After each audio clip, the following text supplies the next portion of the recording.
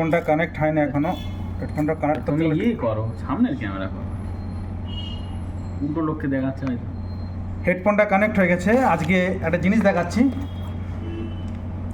আমরা পশ্চিমবঙ্গের ছেলেরা কোনোদিন আমাদের কপালে দার্জিলিং চা নসিব হয়নি।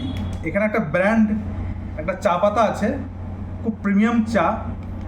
জানি না ক্যামেরায় দেখা যাবে কি না, খুব প্রিমিয়াম চা, এবং এর নিচে দার্জিলিং মেনশন আছে। আমরা বাংলার ছেলেরা কোনোদিন আসামের চা দূরের কথা, কোনোদিন দার্জিলিং চাও নসিব করতে পারিনি।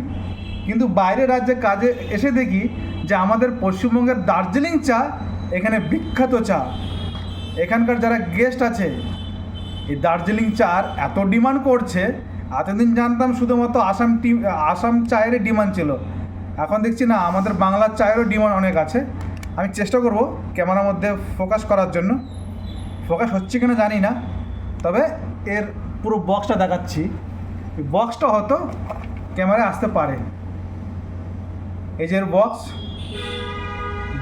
এই চা পাতাটা দার্জিলিং থেকে এসছে। তাহলে আমরা বাংলার ছেলেরা দার্জিলিং চা কোনোদিন নসিব হয়নি, কিন্তু বাইরের রাজ্যে কাজে এসে দেখি যে আমাদের পশ্চিমবঙ্গের চা পাতা এখানে ইউজ হচ্ছে, দার্জিলিংয়ের।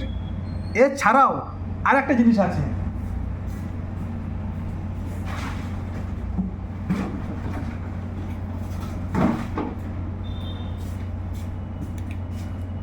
এটা একটা ব্রিটানিয়ার বিস্কিট, যেটা চিজ কেকে আমরা সাধারণতভাবে ব্যবহার করে থাকি।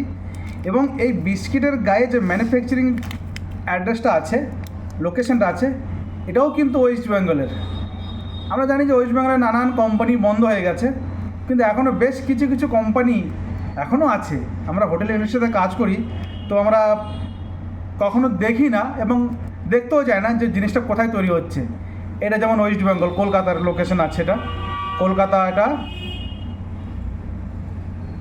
কি স্ট্রিট লেখা আছে বুঝতে পারছি না ঠিক, ইংলিশে বকলম তো তাই বুঝতে পারছি না, কিন্তু কলকাতার অ্যাড্রেস আছে এটা।